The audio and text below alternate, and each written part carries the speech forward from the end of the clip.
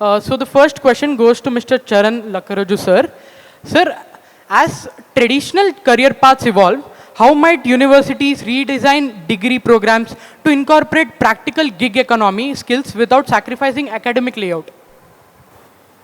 Today we see like a lot of people want freedom first. We are in the month of Independence Day, like in Indian Independence Day, and there's always often a joke which is cracked that India got independence and Indian youth didn't get independence. You know, people always say, you know, the independence from choosing a career which you want to. I had this question few years back. I just went to my father and I said, thank you. He asked me, why are you saying thank you to me today? He said like, I met a founder who is running a family business and he said that I'm not happy but my father wanted me to run this business itself.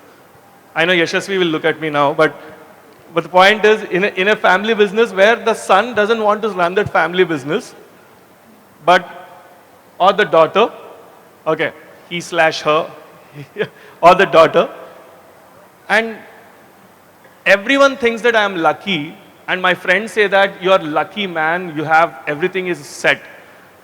But he wanted to be a wildlife photographer where he wants to travel all around the world.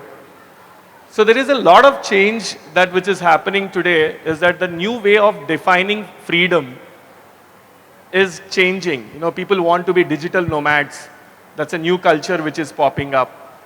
People today, I have this very funny experience with my car driver. Whenever he says like, you know, he just says like, sir, it was late aindi. I have to go home. Then I say, Are koncham undu ardhan chesko, meeting undi kadra, ardhan chesko stuff. How many of you understand Telugu here? Everyone? How many of you don't understand Telugu? Oh Lord. Okay. You guys have to learn. Yeah. So, coming back to that, he said, I have a Uber, I'll go and drive my Uber.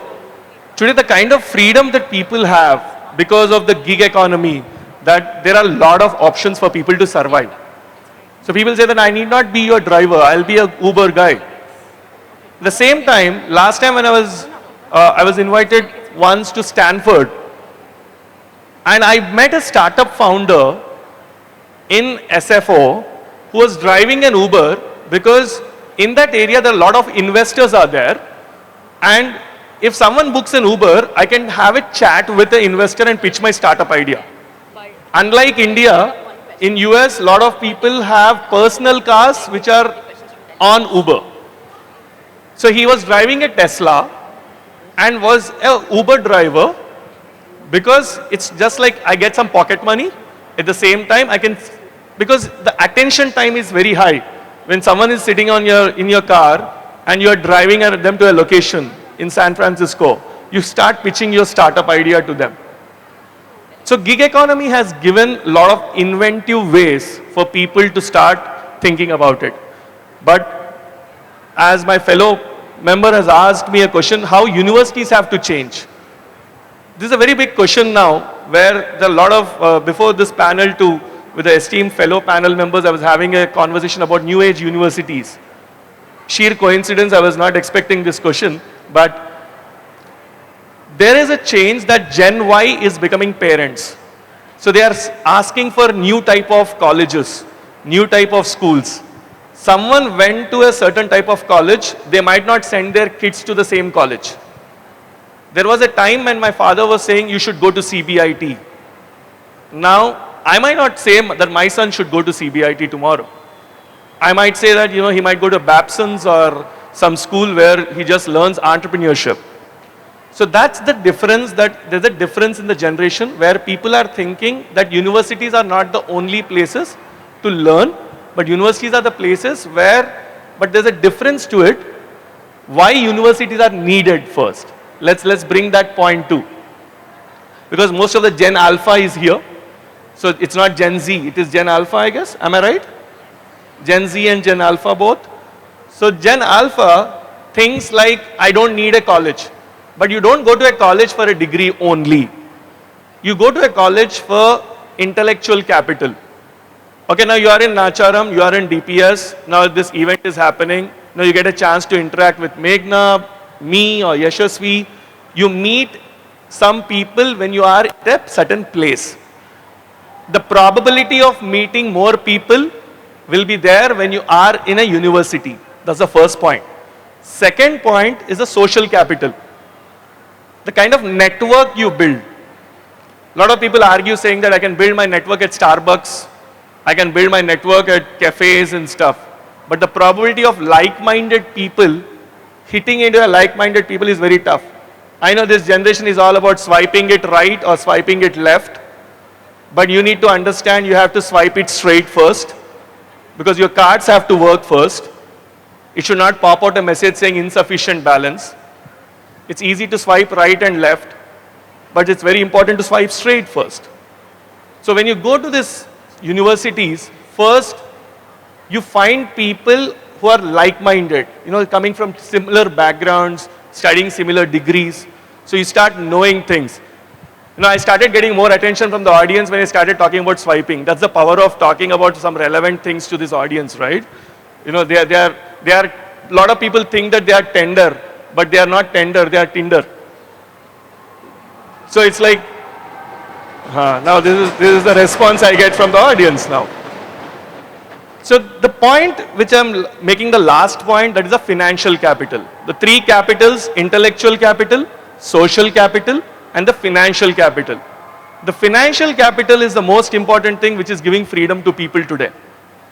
You do a gig, you earn something. I run a startup it's a very humble one with 42 people today, a team of 42 people, valued less than somewhere around $6 million now. I want to hire a fresher. They are commanding, saying that I need 1 lakh per month. 12 lakh rupees is the expected CTC if he is a smart person. And they say, if I pay 30,000 rupees, I said, I only pay 30,000 first. You work later, you prove yourself. After 6 months, I'll pay you better. And the student comes back to me and says, Rapido naduptosadana nako. If I drive a Rapido, I'll make 30,000. Why should I work for you? So my answer to all these people is, you can't scale next year in Rapido with the 40,000. You'll make still 30,000. After 3 years also in Rapido, you'll make 30,000 itself. You need to understand, always respect the skill. So when you have right skills, you'll start thinking about growing better in your life. So just don't discount the fact that, okay, I have a gig economy, I don't need a regular job. No, there are right sides of it and the wrong sides of it too. Yeah. Lifestyle and social backgrounds act as limitations to our job role. Sir, do you think this will act as a shortcoming to individuals wanting to gig work or freelance? So again, this is completely my personal opinion. I know there are some people who hate me after this, but I don't see something called work-life balance first. I don't want to give more gyan on it. Neither this is an Instagram reel where I keep talking about a work-life balance. I always say we have to always use a word called balance when there are only two things in your life. That is like, balance is always used, like how between is used between two things, you use balance between two things. But there are multiple things, then you start using a word called prioritize, balance. So life is all about prioritizing things, not balancing things. Now I have a big complaint in my family saying that I always more a workaholic and doesn't give much importance to the family as such, or a lifestyle and the whole life thing, which is people are creating a lot of other things like a 5-day work life, and someone starts blaming Narayan Murthy saying that 70 hours you have to work. There are a lot of other topics. But what I say is it's very personal to every individual. Whatever works for them, works for them. There cannot be a generic advice. Number two, most of them today, we have to be thankful. I'm sitting in DPS. I'm talking to a middle class and upper middle class and affluent crowd. Let me have a barrier so that I have to understand the persona of someone. Crack a joke when my uncle's son, they stay in Dallas, a typical ABCD. a confused Desi who came in summer here, he's a sophomore. He was doing a project on public transportation. And that guy comes to my office in a Beamer and he says like, Anna, can you just tell me some points on public transportation? I want to do some research on it. I asked him, RTC bus la travel jai first. If you travel in RTC bus and metro and MMTS, then you can start writing a thesis on public transportation. So a lot of people today are devoid of a lifestyle first. They don't experience some things. If you don't experience a problem, how can you give a solution to a problem? And most of the times, we design, like let's say I was informed that a lot of people have did a simulation on companies. They have worked on different company problem sets here. Even in Model United Nations have a problem. Unfortunately, I was invited when you are part of Forbes. When you are successful, you have relatives. The day when you become successful, you have more relatives, you have more invitations to talk and all those things. So I was invited by Model United Nations. I funnily said, Gachibowli lundi Ghana problem em solve chestora anu. People were talking about solving food crisis in Ghana. With Gachibowli la gunta kuda solve cheyadu. So he doesn't know the real problems. He thinks like veg puff anedi croissant e telusu aniki. Croissant stuffed with multiple cheese, cheddars and other stuff. But also old city koi, if he eats a normal veg puff on a roadside, he understands the food problem. Oka bun maska dini rojanta batketol chala mandu unnaru. And this guy keeps talking about for him the biggest problem is like not finding the right coffee taste in cravery or roast lo guchoni. How can he solve a problem of a food crisis somewhere? So you need to know when you are choosing a problem also, do a proper market research. Understand the lifestyle of your customer first. When you don't know the persona of the customer, how can you solve the lifestyle problem of someone else? That is the first question. I know some people are hating me now.